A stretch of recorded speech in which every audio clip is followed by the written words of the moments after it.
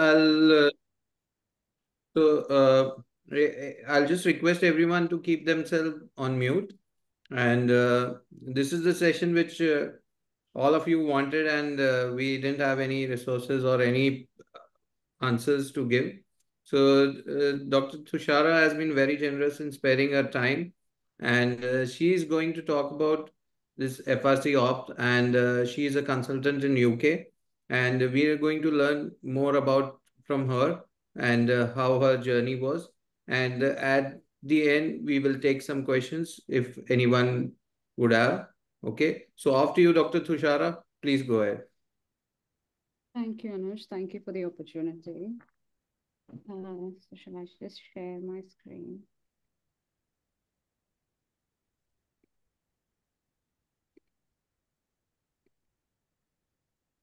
So is my screen visible? Yeah, we can see it.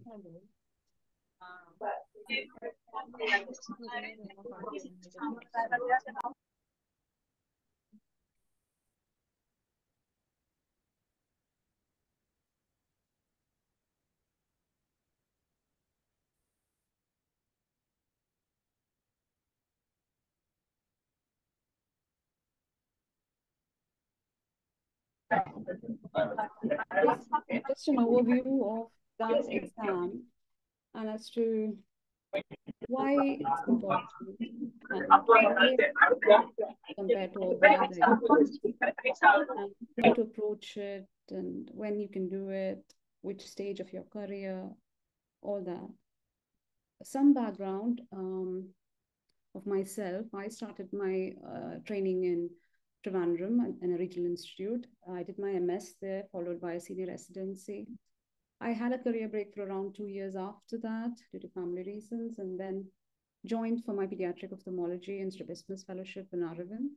Following that, I worked in a few private hospitals in Kerala as a consultant pediatric ophthalmologist. Set up departments, pediatric ophthalmology and strabismus departments there.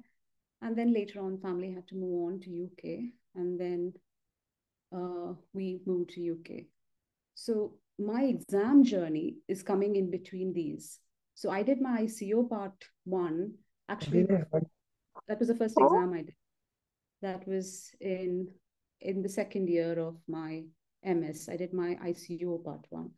Then after clearing part 2, then I started FRCS Glasgow preparation because somewhere along the line, I was advised that if you needed to go to UK and practice, then you needed your FRCS Glasgow. That took me around 2 to 3 years. So I was doing that during my fellowship, and as a consultant, I cleared my last 2 parts. And then with FRCS Glasgow, I could get GMC registration. But the caveat there was with an FRC's Glasgow, you can only work. You can work as an ophthalmologist. There are roles in which you can work, but then you can't work as a consultant. The term consultant means entirely different in an Indian context and in a UK context. That we'll explain later. But currently, my post is a SAS post or a specialty doctor post, which are middle grade posts. So yes, I did manage to clear, like I've been here in the country for 6 years now. So there's a FRCS or FRCS Glasgow or your ICO. I've cleared all the parts of ICO. They don't help you to get a consultant post in UK, but yes, you will be allowed to practice in UK. You can do work independently, similar to a consultant in India, but the grade, everything is slightly different. So I went on to do another fellowship, same in pediatric ophthalmology at Bristol, and then rejoined my trust back. So that's my journey. And now in this last 5 years, I reappeared for FRCS part 1 to Refraction, and then again, I've cleared, and 2 years back, I did clear my FRCo. So this is my reason for saying I've been through this journey. So everyone has their own journey ahead. You have to figure out what's right for you. So whatever I say will be based on my experiences and experiences of people whom I've met along my journey. So it may or may not be the right thing for you, but it will be up to date with what I have right now. So coming on to the survey that I did, I could just note that most of you are postgraduates in your late 20s, early 30s. So hopefully most of you will be either doing your fellowships or working as early consultants and hoping to write the FRCophth exam within the next year or 2 to 3 years. And I did find main reason as an interest in working in UK or career advancement. So working in UK, that's an entirely different topic session altogether, because FRCophth will get you into the GMC registration, will help you because there are 3 routes. Either you can have to clear PLAB, or you can have FRCS, or you can do FRCo. All this will help you to get the registration and you'll be legal to work in India. Sorry, legal to work in UK. But then working as a consultant, that's totally different. Why it's different is our training program is only 3 years. Here, the training program of an ophthalmology trainee is 7 years. And it's slightly different. The expectations of a consultant and a service doctor are entirely different because of how the NHS structure is aimed at. Now let's go on to the exam proper. Now this is the website. All of you can have access to it. All details, what I'm going to mention will be there. Nothing is extra. If you click on that, you'll realize that there's been a recent change in the curriculum in UK, which is not changed for last 15 or 16 years. So the new curriculum is coming as of now on August. So tomorrow, August 2024 is when they are going to implement the new curriculum. So it's as up to date as you can get it. So that's why the importance of the examinations. Before, we couldn't write exams from India, but now, thanks to the change 2 years back, the FRCophth exams could be written from part 1, could be written from home, and you have centers in India and in many other centers in the world. So you can always write the exams sitting at your home, even during your training. So yes, I've heard multiple views coming that you can do it in your final year of training, you can do it in your fellowship. But if you ask me, I would say there's nothing stopping you as long as you have good basic science knowledge. You can write even part 1, even in your first year. So the people over here, we say trainees, the ST1 or ST2 trainees, some of them do their FRCophth part 1 even before starting their training. So as long as you have a strong foundation in basic sciences and ophthalmology, you can clear your part 1. People may have different opinions. I've seen people saying 3rd year of your PG, but there's nothing stopping you if you are able to sit down and go through the syllabus, which is very, very similar to your DNB one. Ophthalmology is the same world over. It's just the examinations are slightly different. That's all. So the DNB curriculum, I was just going through the DNB curriculum and the current curriculum. If you look through the syllabus of both, it's nearly the same. Basic sciences, optics, clinical ophthalmology, everything is the same, but the way in which being assessed is slightly different, with more focus in the UK curriculum in certain areas, which I'll come to later. So this is a new curriculum. Why I'm saying this on basis of an FRCophth exam point of view is there are few over there who are interested in working in the UK. So it pays to understand how the different specialities work in UK. Because in India, we have anterior segment, you have retina, you have the different specialities, and you have certain specialities in which one person doesn't do the other. Like if you, at least in South India, where I was trained, retina people never did any cataracts or vice versa. Here you have, these are the different specialities that people usually take up. You'll find that medical retina specialty and vitreoretinal surgery is entirely different, completely different. you'll see pediatric ophthalmology and ocular motility going in hand. Some people prefer to do the trio of neuro-ophthalmology, ocular motility, and pediatric ophthalmology. Then, so it's, and all of them do cataract. So here, actually, the best cataract surgeons are usually the VR surgeons, which is, or the more complicated cases go to the VR surgeons. So everything is slightly different and expectations are slightly different coming from an Indian context. So coming to the exam proper, it's a 4-part exam. Like all the other exams, it's a 4-part exam. The part 1 is basic sciences. It doesn't have refraction. Refraction is a second exam. It's a different exam.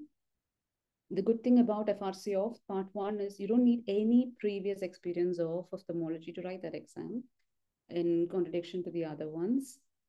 While refraction can be written after you pass part 1.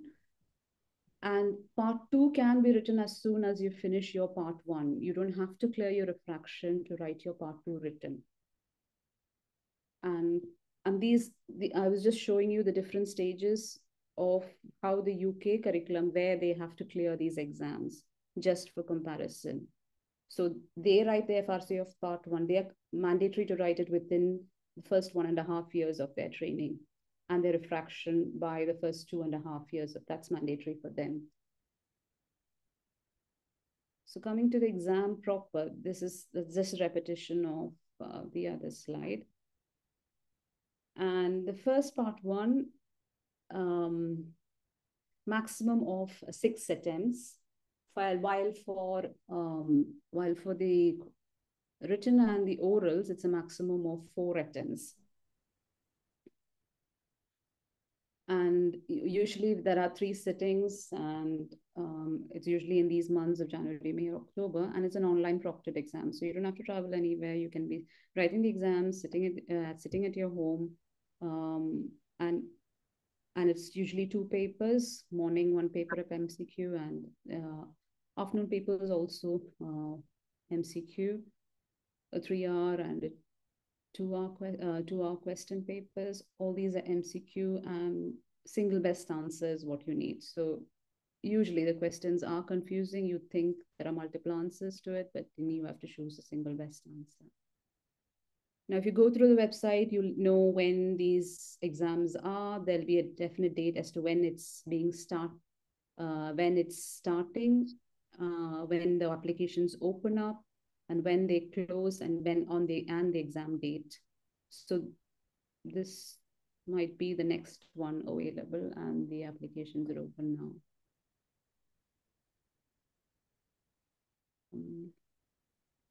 And regarding the cost, yes, it's a very costly exam to write. So better be prepared before you write it. The pass percentage is also not very high.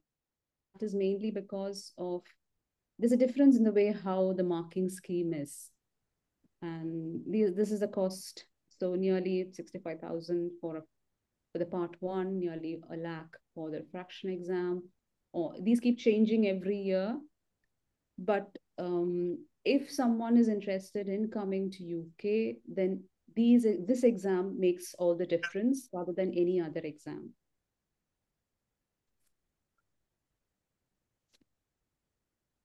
Now, what do you need to apply for it? You just need your medical degree certificate, which needs to be signed and dated and stamped. And this attestation can be done by your dean, where you have your university, or if you know any of the current fellows at Royal College of Ophthalmology, then they can also attest it. So those are the only things that are actually required to apply for the exam. Now, how much time, what do you need? All that depends upon what's your background. So even a second-year trainee can do it, or even if you've not been learning, even above 40-year-olds who have been practicing for long but never have touched your basic sciences for a long time, even they can do it. So your time depends upon how much you can cover in your daily work routine. So anything between 3 to 6 months But these are some of the books that are suggested by different people. I followed the I. That's the basic textbook. Do as much of MCQs as possible from different sources. There are books, there are online sites, which I'll give you later. These are my recommendations. So coming to Elkington is mandatory for your basic sciences also, not just for your refraction. So refraction, there's no written component in it. So Elkington is back to back as for anything. Ferris is one of the best books, still is as good. I still have my Ferris, which I did for my ICO part 1, which I've used for my FRCophth part 1. So which had nearly 15 years gap between the two exams. So still Ferris is gold. There are a lot of other books in the market, but then it all depends upon how you study, how your study pattern is, whether you're a visual, auditory person. So there are online question banks. All of them have their own advantages. It depends upon what you want to choose, but these are all that are available. I've used iDocs because the others were not available at that time when I was preparing. But I've checked out a few new ones. They are really good. So it depends upon what you want, or you can club together and have a study group, each one having each one or whatever. But doing maximum number of questions do help. So this is iDocs. This is the kind of money for part 1. To tell, iDocs questions are too simple when you go to those questions. The actual exam questions are much more trickier, they're more confusing. The topics are, they give more stress to, yes, anatomy, physiology, all that is important. There's a definite number of questions that come in each category that's clearly given in the applications.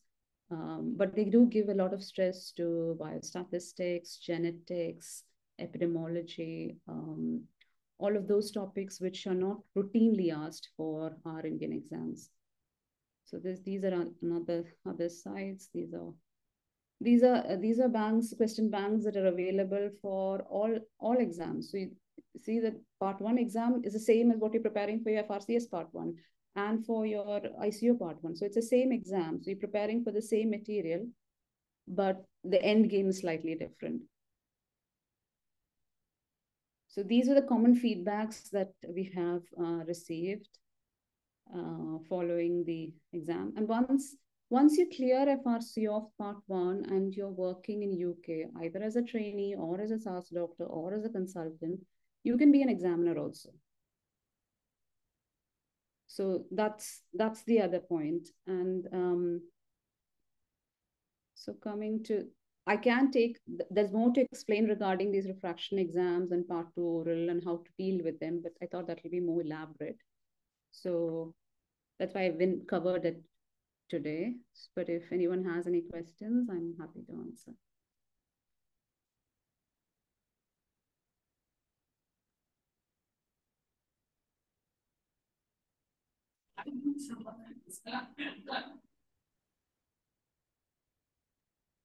Okay, so that was really wonderful. You've given a fair idea to us how to go about this, and most importantly, when to start. As you said, we can start as early as in first year. So, how did you find the difficulty level between, say, FRCS Glasgow and FRCophth and ICO? Do you feel that the standard is same, or? The criteria is slightly different. I always felt the FRCophth part 1 exam is the most difficult of the law. So that's the most tricky to get through. ICO part 1 and all is easier, but in the long run, because I've done all these things, if it doesn't help you get what you want, then they don't matter. So part 1 exam, definitely I thought the FRCophth was more difficult, or maybe because I was in a different stage of life. Right. It could be. because ICO I had done my second year when I was studying for my MS exams, and I was fresh, and I had to go back for my FRCophth part 1. But having said that, now actually reading through anatomy, I just realized in a 10-15 year gap, there's a lot more advancement that has come. So a lot more different topics. So I was stressing on more those things that I haven't even heard of in molecular biology and genetics. They go into real depth when they ask these questions. And Ferris also goes into depth. That's how it's slightly different from the other books. And I is good enough to cover that. Coming to the refraction exams, which is not there, and I don't believe they're there for it. I didn't give any refraction exams. No, not there. Or any of the other. I know ICU, no refraction. So that is a very different kind of an exam, and you have to know how to appear for it. So maybe I can do a different session for that if anyone is interested, because the pass percentage, as I can see from India, is very, very poor. So I think it's not because they don't know how to do it, they don't know how to approach the exam. Right. And it's believed to be the job of the optometrist in India. But over here, it's slightly different. Here, there are no optometrists in high hospitals. They are a different section altogether. They belong to the high streets. They do everything on their own, and they refer patients to hospitals. So they are like independent practitioners in their own right, and that's the same in US also, I believe. Yeah. You do have optoms, but they do specialist clinics. They do glaucoma clinics, retina clinics, everything in a different manner. So the way of practice in UK is different from India. We can't compare in some ways because the requirements are also very different, the population wise. So what works in one country may not work in the other.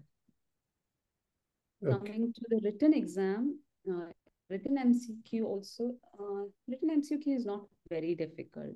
Anyone who's practicing in ophthalmology for more 3 or 4 years, I don't think it's a problem for anyone. So the written exam, but there are people who have not cleared it because the questions are so random when they come, and they're so confusing. And the other thing that I wanted to say is the marking pattern is slightly different. Here they collect the marking of all the students who have appeared for the exam, and they then decide the pass rate from that. Okay. So how you pass doesn't depend on just your marks, on the cohort that wrote the exam with you also. So that's a very odd way, but that's how it works here. Like a percentile. Yeah, it's a percentile sort of a thing. And they give you proper feedback as to how much you scored in each section for all of these exams, written, oral, everything. Oral exams, I wouldn't say they are difficult if you know how to practice. But you have to have some sort of UK experience will help a lot. Because the way we see patients in India, like for the DNB exams or MS exams, I don't know how it is now, but when I was studying, we were given 2 long cases or 4 cases. We are given 15 minutes and do and write everything down and then present the case in front of the examiner. I don't know whether it's still done that way. Yeah. So the exams for FRCophth and FRCS is slightly different, where you have OSCEs and where you have a picture or a patient given to you just in 5 or 6 minutes. So you should be an expert in being able to examine the patient completely in 3 minutes and able to tell the findings and management, everything in just 5 or 6 minutes. They might give you a background. So your speed, your practice, if you've been doing it for a long time, it just flows out. Nothing will hinder you. So it comes down to practice. And some of the topics are slightly different. There are communication stations. There are golden words that you need to say. There are some things that can disqualify you on the spot by saying those words. Equality, diversity, things like that matter. So anything that they find slightly off-putting in that way and not polite, which may be culturally very, very different for people from India. So a lack of cultural awareness may also be a reason as to why people don't pass. So that is Okay, so one more thing before we go to the questions of the audience. If someone is not sure for UK, and would you suggest going for FRC, or would it add to any weightage to the CV, or maybe they want to go to some other country, or they want to keep it open? Would it be a wise decision to opt for FRC? that entirely depends upon the person's personal circumstances, because this is an expensive exam. Other countries also, I believe this FRCophth holds equal weightage to an FRCS. It won't give you, I don't believe it gives any other extra weightage other than more than an FRCS or the FRCophth. It's the same. But like nowhere I've heard people say that if you have an FRCS or if you're a FRCophth, you get more money in the Middle East. But having I've been in UAE also, so I know the Middle East. So that was my career break, where yes, it was because I couldn't. Why I go back to that is there I was told, yes, if you do FRCS, you get a higher salary in Middle East. But unfortunately, that's not the truth. Because I can say only for UAE, where I know there's HARD and DHA, which are all the like Dubai Health Authority, or HARD is for Abu Dhabi. So different Emirates have different GMCs or Indian Medical Council sort of thing. So you have to get registration with them to work. So they're having a Indian MS degree or an FRCS stands in the same weightage, because still you can't work as a consultant there also, because to be a consultant, then you have to be had passed CCT from either UK or US or Australia.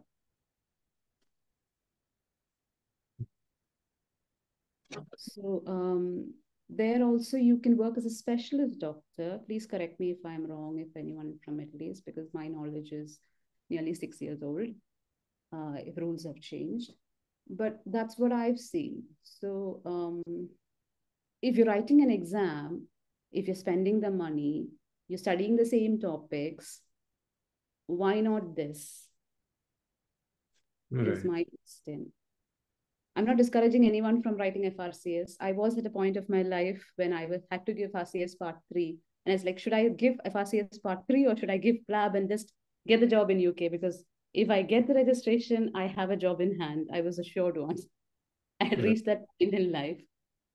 And something that was stopping me from working was only either passing this exam or getting a PLAB. So there are friends of mine who have gone through the FRCS route, who have written Part 2 and then gone and written PLAB, because that was easier to for the time, because it's tricky. It's a long journey ahead.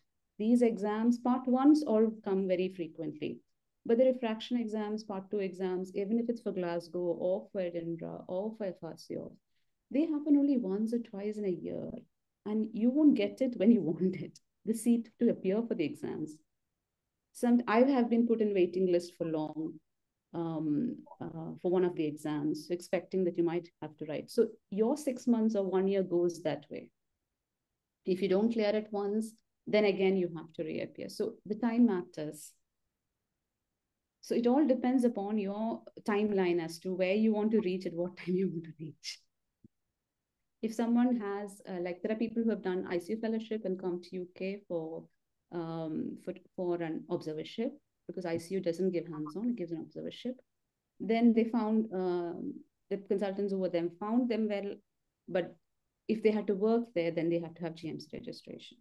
So if they had FRCs, yes, they could get into the registration fast. So that makes it faster entry. They don't have to write FRCophth for that. So that way, yes, FRCS, if you have it in your piggy bank already, that helps. But if you're starting, why not start with this? But if already someone is on the journey, then they can just come here and do that and get the registration and get onto the bandwagon.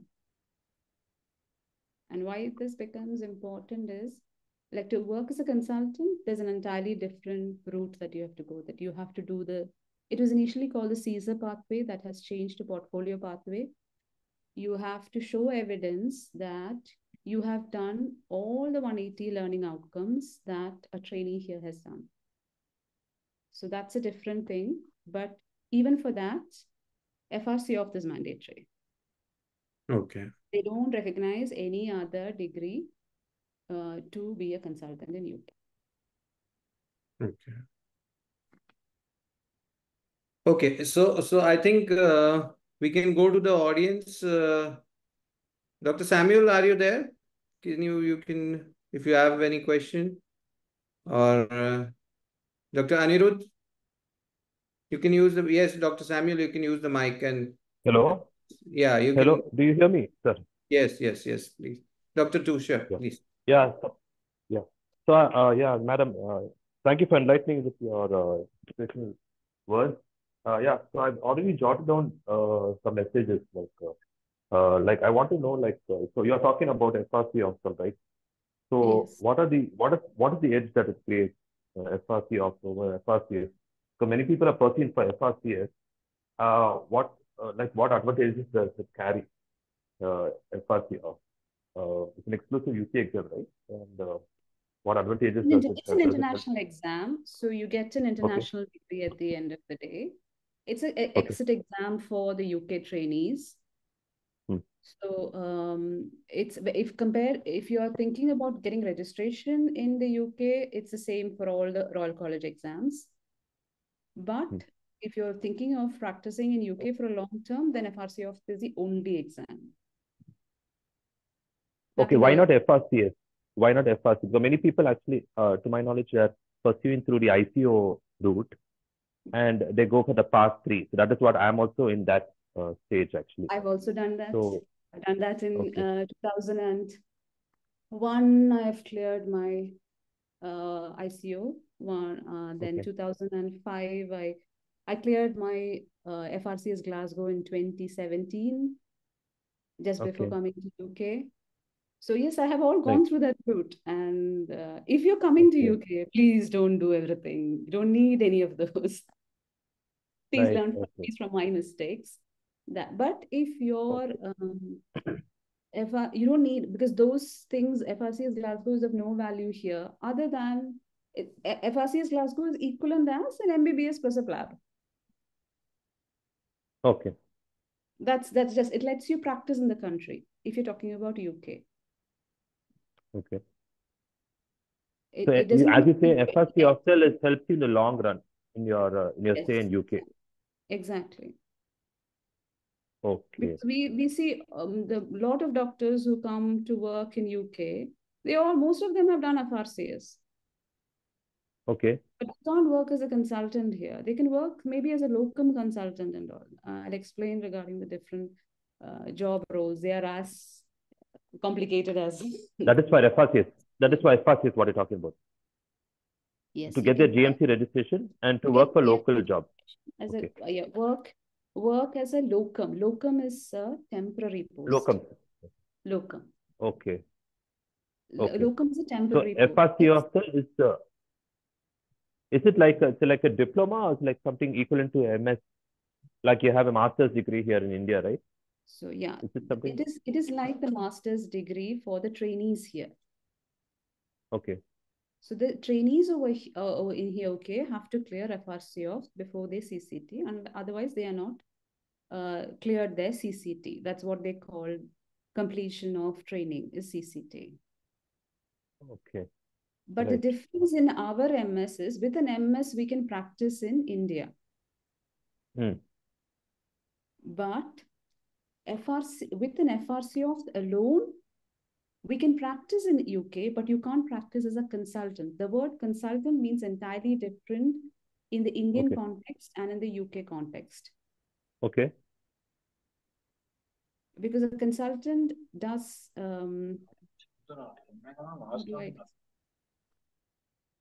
you can't be in the specialist register with an FRCS Glasgow. Okay. You can be in a general register.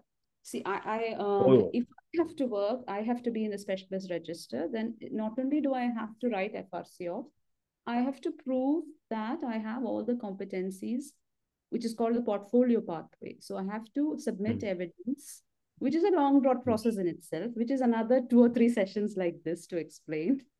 Which is called CSER before and portfolio pathway, which we see a lot of Indian doctors who come here trying to do that.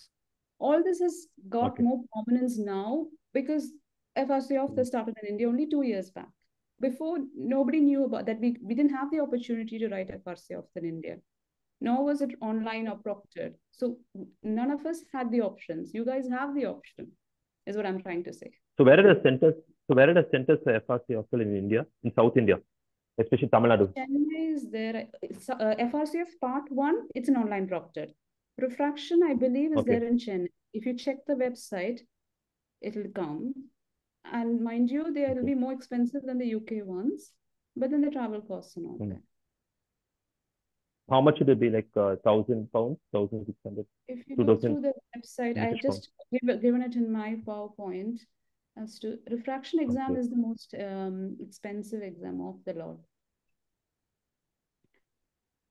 It's somewhere around 2,500 pounds. Yeah. Sorry? Somewhere around 2,500 pounds in India. 25? 2,500, yeah. Oh. Okay. Okay, as such for your private practice, in that case, holding an FRCophth also carries what to say, an advantage, right? FRCophth for your private practice here if you're not pursuing in UK. In India, I don't think that makes any FRCS or FRCophth doesn't make any difference. It's the same for everyone. People might know FRCS more simply because those exams have been there for a longer time than this exam. Okay. And what about this negative marking? Negative marking is not specifically mentioned in that. Not particularly. As far as I know, it's not there. As for ICU, it's there. But for this, as far as I know, it's not there. I might be wrong. But the marking system is different. It's on your cohort. It's a percentile marking. Percentile marking. Okay. Percentile marking. And you were telling about the experience, right? You don't need to complete your 3rd year of your postgraduate of your MS in order to give the exam. You can give it as soon as you start your postgraduate. There's no experience, for the part 1. Part 1, no experience is required, but you have to have a solid knowledge in ophthalmology, basic sciences, and refraction to clear this exam. Okay. So it depends. So from the Indian perspective, we hardly see candidates who are so motivated in the first year to have covered all the topics. But in the UK context, I've seen a lot of trainees here who start preparing from their house agency onwards, that they write their FRCophth Part 1 exam. Because in contradiction to how ophthalmology is perceived in India, here it's one of the creamy specialities.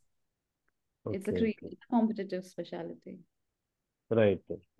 Actually, I'm sorry, I didn't hear the beginning part of your talk. You have got all these degrees, is it? I have written my ICO, the 3rd part. I have written my FRCS Glasgow, all parts, and that's how I came into the country and started working.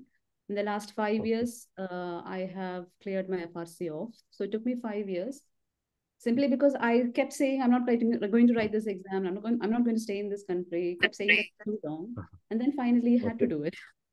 No other. So currently you're in UK. Right now you're in UK. Right now you're working there. I'm working here. Okay, that's good. Okay. So we see a lot of doctors coming from India working as fellows, clinical fellows, or SARS. A few experienced ones working as locum consultants. But those who come from India face the same problem. They are either middle grade doctors, or those who work as can work as locum consultants. They remain locum consultants. So unless locum consultant, as you said, locum consultant, how long? What is the period of the contract over there? Like, do you have a particular deadline they have to complete that depends upon the trust. So it's all based on the trust's needs, and they can put you for a year. maybe some go on for 2 or 3 years, but it's a time, it is Okay. at the end of the day, it's a locum job. So Locum job. strings attached and when compared to the other NHS jobs, which has other perks. Okay. So we have the 3 parts in FRCophth and refraction certificate to complete the entire lot, Yeah, right? so basically 4 Okay. exams. Yeah, 4 4 exams. exams. 4 exams. Okay. So, Dr. Samuel, we'll take some other questions also if we have. Yes, please, others. Yeah, Dr. Anirudh, you wanted to ask, are you there, Dr. Anirudh? If anyone else Sir, is there, good evening. Dr. Mansi, yeah, go Uh, ahead, Dr. Anirudh. Thank you, sir, for the opportunity. Good evening, ma'am. Good evening, sir. So I had a few questions. So I'm currently pursuing my first year DNB. So what is the ideal time for FRC Opthal first part? Because I have read somewhere that part 3 needs an experience of 4 years, which includes your residency also.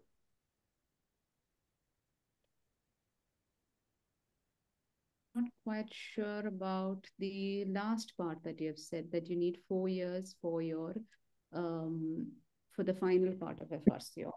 But I would recommend at least you need 4 years. You won't clear the exam. And the first exam should Clinical can knowledge be you given need. first. Yes, ma'am. For the clinical part of the exam, you need clinical knowledge. So Yes, ma'am. that minimum 4 years, I would say you need. But for the Yes, ma'am. basic sciences, it is just bookish knowledge. You can acquire it. Yes, ma'am. How much time you need is dependent upon the person. Yes, I Yeah. have heard people say that it's best to do it in the 3rd year, because in India we all start studying maybe 6 months before the exam. Yeah. So everyone is fresh, and so when you're fresh, you can give as many exams as possible, complete all your exams. And that's the funda that's been running on for at least last 15, 20 years, as far as I know. Okay. So you can be in the 3rd year of the exam, which might be the most, you are cognitively the most brightest, but Yes, ma'am. nothing stopping you, is what I'm trying to say, from writing it in the 1st year, if at all you have a future plan for a UK career. Yes, ma'am. I'm planning for the January exam. They have a January slot, and the slot openings at September this year, registration. Okay. So ma'am, the difference between PLAB and FRC Ophthalmologist, PLAB gives you a license to practice in UK, and Exactly. FRC Opthal, you don't need PLAB, and you get a degree as well as license to practice as a general practitioner. Yes. I wouldn't use the word degree. I would say diploma, but yes. Okay. Okay. And ma'am, is there any lock-in period like in USMLE UGP exams? They had like the score or the passing will be valid for 3 to 4 years or 7 years There's passing. something like 7 years, which I have read. I have to go back and check on that. But Which means but after the first number of exam. attempts is 6. So you have 6 attempts to clear. Yes, ma'am. After 6 attempts, you can't write the exam basically. Okay. So after first exam, I have to clear it in 7 years. I have to go back and check But that. okay. I'm not quite sure on that. I believe it's a lifetime validity, but since you've asked this question, I'll get back to you. And ma'am, is there any training process like you mentioned that it's a 7-year training, someone studying in UK? So as I did my DNB 3 years here, after that 1-year SRship, clear the exam, reach in UK, then do I have to go under a training process as a resident, which is equal to Indian resident or something? So what you, from a UK person, I would say now you have 4 years of clinical experience in ophthalmology. Yes, ma'am. That's all. The story ends there. Those MS or your SRship is not carrying any more validity other than the fact that you have 4 years of clinical experience in ophthalmology. With that, and if either you clear PLAB or your FRCS, you are legal to work in UK.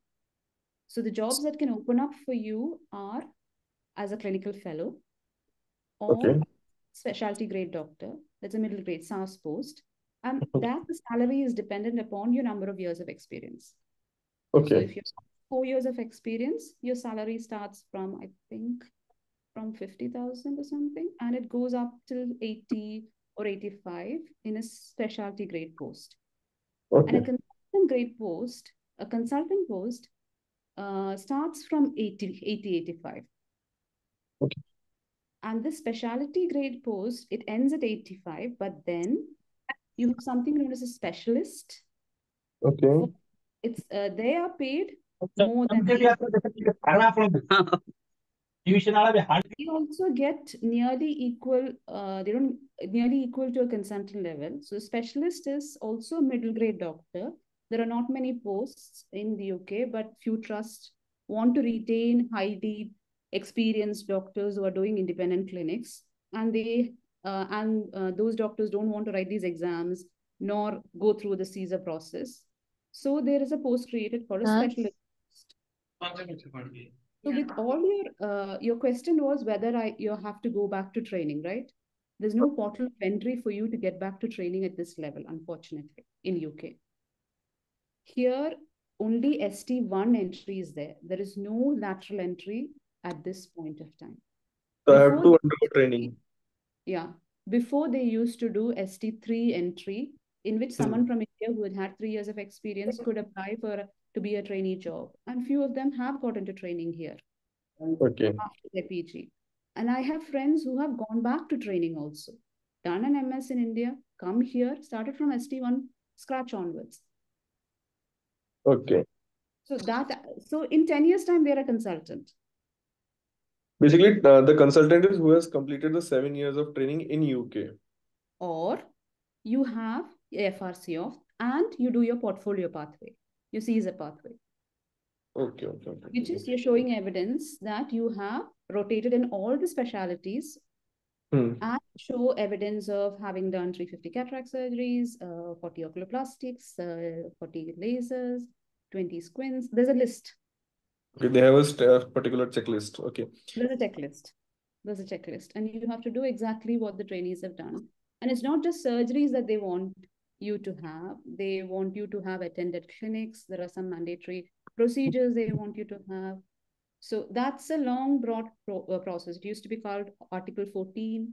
Later, it is called CSER. Now everyone knows it under the name CSER. But now in August 2024, when the curriculum changes, it's going to be called as portfolio pathway. Okay. So after clearing all the 4 exams, is that something like PLAB? My few friends gave PLAB and they got matching in the hospitals, matching. So is it something like I have to apply to all the universities and then they give me an interview appointment or something for 7 years of training? No, here there is a common training number that is given, and that is unfortunately closed for you if you have 4 years of experience in ophthalmology. That is closed. So what will be the pathway if I clear all the 4 papers? After that, what exactly I have to do? So that is a different session altogether. That is CSER and portfolio. Okay. I hope you do that also. Once I clear mine, we are all in the process. Yeah. The thing is, if someone has been practicing in one specialty, for me it was pediatric ophthalmology and strabismus. I've been doing that for the last 6-7 years.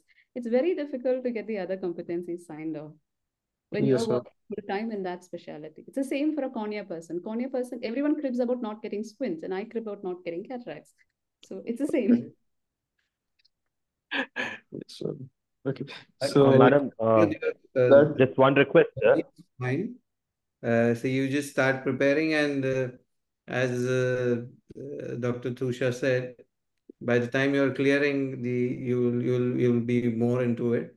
So yes, sir. And it takes time. It is not like other exam where you can pool in the exams and complete in one shot. So it will be step by step. So this is the best time. So I think should go ahead. We will take someone else. Do we have anyone else? Okay, thank you, sir. Thank you, ma'am, for all the guidance. So may I ask a question? Please, Shivangi, go ahead. Good evening, ma'am. Thank you so much for being so patient with all the questions. Actually, ma'am, I wanted to ask that now, since there's no way to enter the ST3 level, which was there previously, we can't enter the ST1 level also, is it? You can enter ST1 level is still, I think, the competition is very high, but it is still possible. Okay, and ma'am, how do I apply for that, like ST1? I have to clear my PLAB and then apply for it, or? Yeah, PLAB would be mandatory. You don't need to have any ophthalmology experience to do your ST1, apply for the ST1. I have very little knowledge regarding that. I'm not the right person to talk on Okay, that because okay, here the training selection process, everything is very, very different. It's not an entrance exam here. It is not. You have yes. to have a portfolio which has all your research, all your papers published, audits you have done. So it's a much more holistic thing. Lady, na? It's not just a single entrance exam, NEET exam mark that makes you eligible to get a seat like how it's in India. Here it's a totally different ball game. You have to know the game, understand the game, the rules of the game, start playing it. Okay, ma'am. And ma'am, post FR clearing FRCS Glasgow, there's a different pathway to like securing a job over there, which ma'am you might be covering in the future videos. Is it like that? Post FRCS, it helps you get the JMC registration. Then you can start applying from India. So I started applying even before I cleared my FRCS exam. I started applying everywhere with this thing that I'm writing this exam. But then once you get your interview and once you're getting accepted, by that time all of this should come. Okay, ma'am. So you can have a job in hand and say that I am going to get GMC registration because I've already passed my FRCS Glasgow. So I passed my exam in April. I gave my interview in May. So I had the job offer in hand, but my GMC registration happened only in August, if I'm right. Okay, ma'am. So that was my timeline. So what I'm trying to say is job opportunity, when you're going to get, you never know. You first have to understand that the job market is here is very, very different. The job requirements are also very different depending upon your specialty. May I know what your specialty is? Ma'am, actually I'm in my final year of DNB. So I am actually confused that after this, what specialty should I take so that, it will be like, I don't want to take one specialty and then, forget things about the other specialties, which will in turn make it more difficult for me to clear the clinical exams. So if someone is in the final year and is coming to UK, I don't know, my take on it is you should be competent in FRCo. So if you have not had your FRCo numbers in high numbers like 350 or 400, go for a FRCo fellowship. Then go and do any other fellowship that you like. And the basic funda here is if you want a cornea or a glaucoma fellowship, you have to be totally proficient in cataract. Okay, ma'am. And there are things like each specialty is slightly different. Like a pediatric ophthalmologist here is expected to do refraction and expected to do ROP screening and treatment also. Which is in India, ROP is totally done by the VR person. Retina people. Retina people. So in my training in India, I never got the exposure. So I had to come back here and learn from scratch. In fact, be open to all opportunities. Like, yes, I didn't say, because I was desperate to come here because my husband was here and we were kids and we were separate for quite some time. We were desperate to come back here. I was ready to pick up an offer of a specialty doctor job in medical retina, knowing nothing about medical retina. But they were ready to teach on the job, which you can. So you'll find plenty of medical retina jobs here because nobody wants to take it up and it's monotonous here. So the good thing about taking up such jobs is then once you get into the trust and you say that this is my special interest, they'll find ways of getting you your specialty clinics done. Okay, ma'am. So it depends upon the support that you get in the system. So there will be A&E jobs, there will be jobs in which you can do just cataract and emergency clinics. They maybe start off like that just to know. But if you have years of experience, 10, 12 years of experience in one particular specialty, you are an excellent cornea consultant, then you can directly come here and work as a locum consultant. Okay, ma'am. So it all depends upon where you are in your journey. Okay, ma'am. And ma'am, one last question that I wanted to ask is that there's a huge myth over here that, oh, you want to go and settle in the United Kingdom, but maybe you are not going to get many surgeries. Are you willing to let that go? Just, is it a myth, or just what is your perspective on that, ma'am? It depends upon where you end up. Okay. Which trust you go to, which job you take, with the people you have, the contacts you have, how you can market yourself, All right, ma'am. how flexible you are, how fast you can accommodate, how fast you can switch jobs. It is all dependent on a lot of factors. There are you can, the thing is, you don't need, you can live here even without surgeries. You can, if you want, are so much interested in surgeries, yes, you can take up those kind of roles also. When people say you can't do surgeries, they are unfortunately stuck in some kind of specialty doctor jobs where there is no surgery in your job plan. Okay. So it depends. It depends upon where you, what kind of job you end up in. Like if you take a clinical fellow job, then you'll definitely have 2 theaters every week. If it's a surgical specialty. But that's a temporary job. The clinical fellowships are only for 1.5 years. So you'll have visa only for that much time. So you have to find a job after that. Okay, ma'am. While the SAS doctors are usually more permanent roles. So people take them up because they're permanent roles. So you get 3-year visas or 4-year visas, and then there are family commitments. So they decide to stick on for 5 years with the same employer. Or if you're lucky and if you're on dependent visa, then you can switch jobs like I was doing. Okay, ma'am. So as of here in India, I should just currently focus on my FRCo and get more clinical experience. If you have not decided upon your specialty, I would say be proficient, because we have seen, it depends upon the institute where you're coming from. There are third year PGs who they have done more than thousands. Yes, And ma'am. there are third year PGs in India who have done less than 20 or 40. It depends I upon bottom line is that you cannot think that the struggle will get over. You yes. not take it that okay, yes, it is, the struggle is going to be there. You go anywhere. It is just a professional and ambitious decision, or maybe a collective decision of a family. But you decide. You cannot take it like okay, I do this for maybe more exposure, or it is a prof, and you cannot escape the struggle anywhere. I think, do we have any other question, Dr. Tusha? How is it? Do we have time for questions? Yeah, I have time if there are more. Could I go with my question? Yes, Please go ahead, Mansi. Okay, so good evening, ma'am. Actually, ma'am, I wanted to ask you for more practical tips regarding the refraction exam.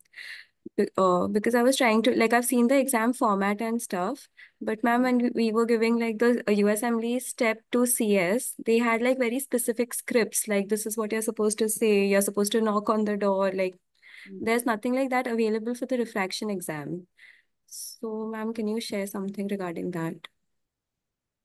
Maybe you can do a session later, Sure, because that I think makes sense. For refraction, we'll have a separate session. Uh, I think if basically you need to have the model eye, practice on the model eye, do a lot of practice, timed practice, and you also, they give you in an iPad to enter the data.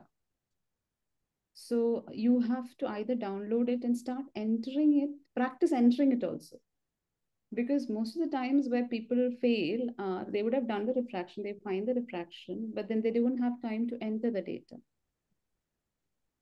The other thing that I found is you don't have to be perfect. You don't have to be spot on. You can be off by 0.25, 0.5 diopter sphere or cylinder. As long as you're close to this thing, you don't have to be like exactly dot. If you're 0.25, 0.5, this, where, there, you're not going to fail. but there is a way in which you have to write that answer, like showing the working distance, minusing that. All that has to be entered on that iPad. And we are never timed so much in India. So we don't practice with time. So you have to have a timer and practice it with your friend or your study group. That's what I felt. There are more things to come, which do later. Okay, thank you, madam. Sir, I had one question, ma'am. Yeah. Yeah, ma'am, since you have taken ICU as well as like you're in the part of finishing FRCophth, just because I'm hearing conflicting opinions, does like after ICU clinical, does it bypass the FRCophth till the refraction level, and can you take a clinical test, or you have to go through the whole three written steps, and we have to go through? So it's not there, right? Because it's just false information then. False information. Okay. Okay. Thank you. From scratch, and I have completed all the four. Yeah, which is right. Okay. Yeah. Thank you. So, yeah, everyone keeps saying, no, after you finish FRCS and you come here, you've got a job, you'll be like, no more exams in my life. Everyone says that. Everyone says that. And then you're like forced to decide whether if you want to continue living here, or you want to continue to be a middle grade post, or you want to be a consultant. Yes, start from scratch again. Okay. Basic sciences. Okay.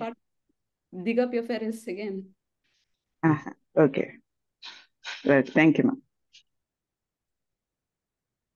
So, do we have any other question, or we let? Sir, I have one question, sir. Can you introduce yourself, doctor? Yeah, myself Reshmi. I'm from Kerala. So I finished my fellowship in glaucoma recently. So I'm going to start writing FRCophth. So if I somehow clear FRCophth all the 4 parts, what should I do later after this? What should I do? Like, can I work in glaucoma in UK, or I'll have to see some other specialty? Don't know. Reshma, you don't have to wait till you write all the exams. It depends upon when you want to reach UK. If you want to reach UK now, you can write your PLAB, come here, start working in a glaucoma. In glaucoma also, it's very easy to get jobs. Nobody wants to do. Medical retina and glaucoma, you have plenty of jobs available.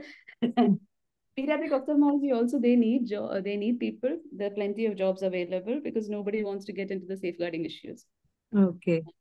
But the other specialties are a bit tricky, but it all depends upon your luck. If there's a deficiency, they'll take you. So there's nothing stopping you coming. You can do PLAB and come.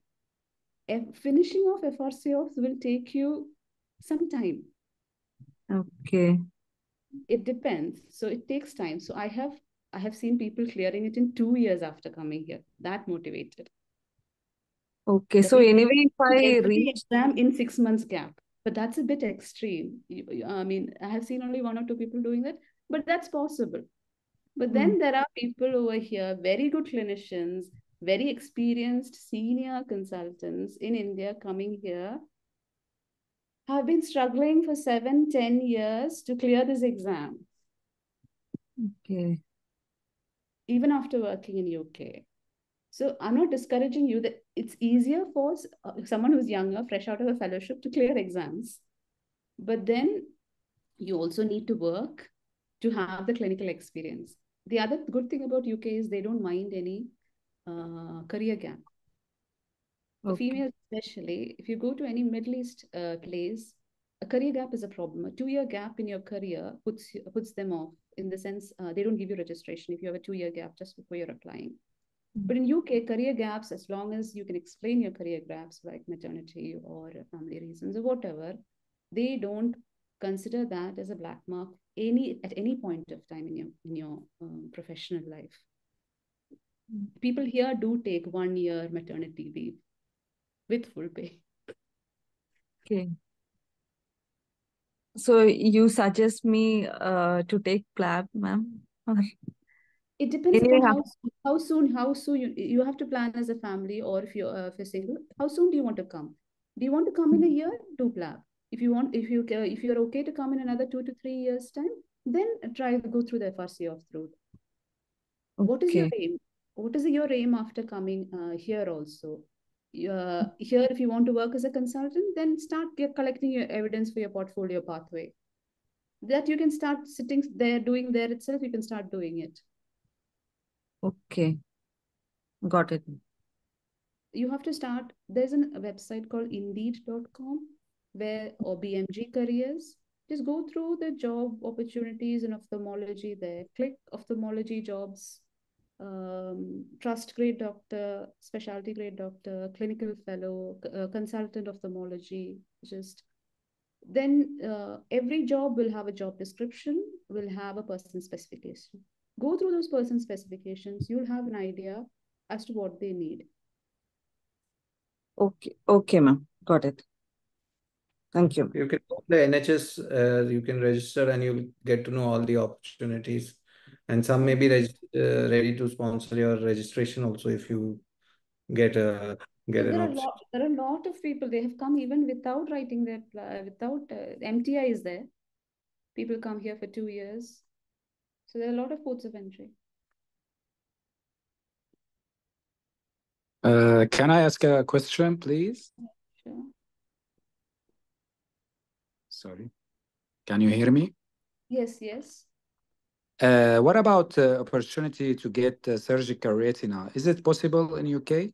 I have some experience in vitreoretinal surgeries.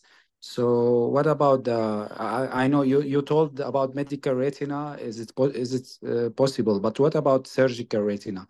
Can we practice there? Surgical retina, compared to the other specialties, the number of posts are less. Simply because here they strictly follow the primary, secondary, tertiary, and quaternary level of care. So surgical retina cases will always get referred to a teaching hospital or a quaternary center. So you may or may not have VR consultants in a district general hospital. You definitely have in a quaternary center.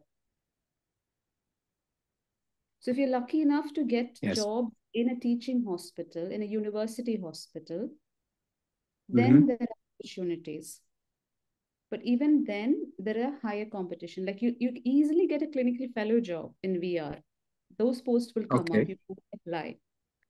Those are like 1.5 years or 1 year or 2 year fellowships.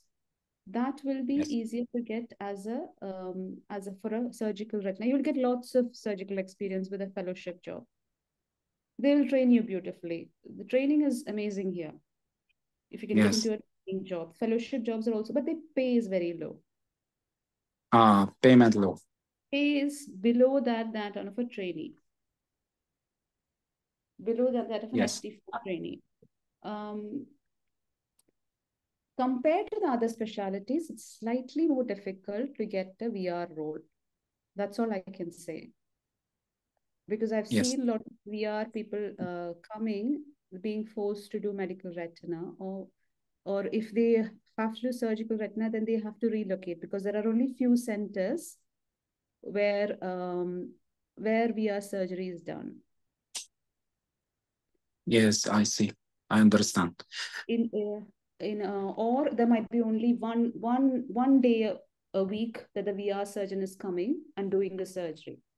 It's all supply demand. Oh, I see. I understand. Yes. One more question. If I have if I cleared the FRCS Glasgow, is it any exemption to do any FRCophth or part 3, or I should start from scratch? I have to do once again, all over, start all over again. Painful, yes. Okay. All over. Thank you. Greeting from Syria. Thank you. We are surgeons over there, but there are my colleagues, Anusha, who has spoken to you earlier. She is a VR person. She'll be a better person to tell you about VR experience and what she did to overcome that.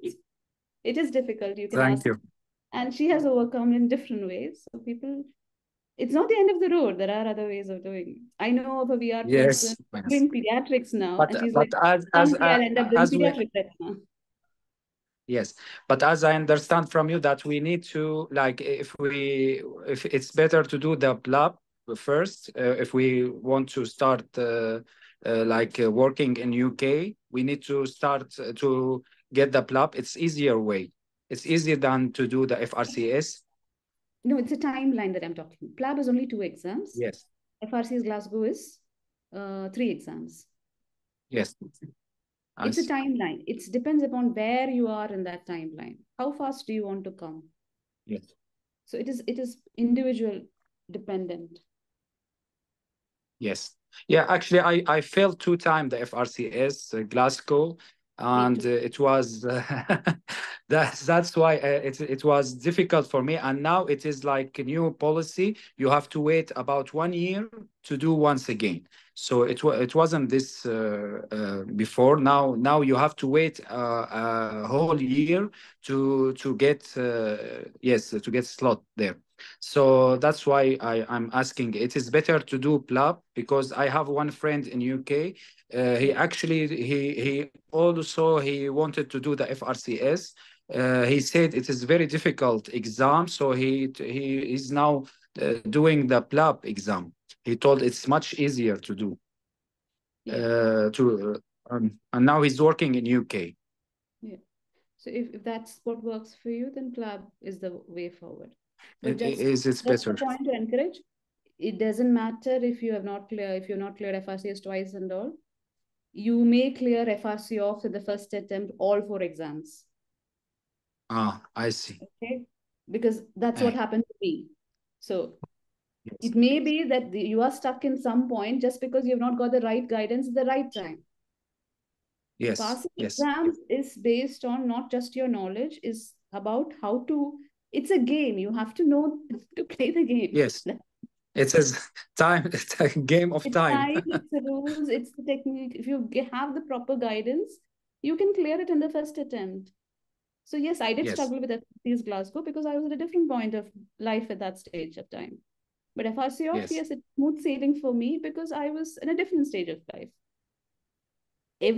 Always.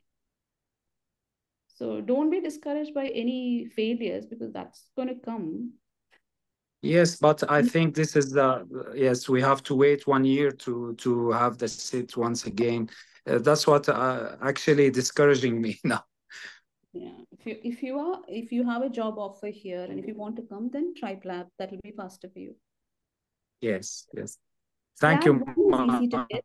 Thank you for this. Also, it's difficult to get the date. Yes, yes, I see. Okay, thank you very much. Greeting from Syria. Thank you. Bye.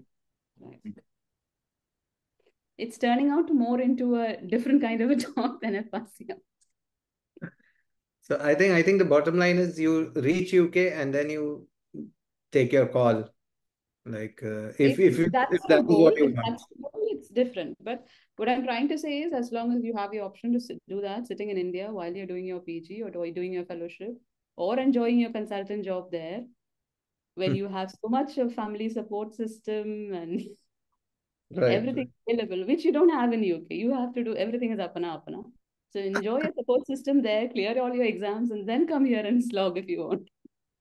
Absolutely. Tushara, which part of UK you are in? I am close to Reading, which is 1 hour from London. Yeah. Okay. I'm working. Can I have your email address? Yes, sure. How do Anuj? I'm Dr. Jagdish Shah. Dr. Shah, do you have my contact? I'm Anuj here. No, I don't have your contact. Okay, okay. So you got this invite from our association, Bombay Ophthalmologist. Okay, okay. So I'm in that group. I'll just put in a hi to you. I'll share Dr. Tush.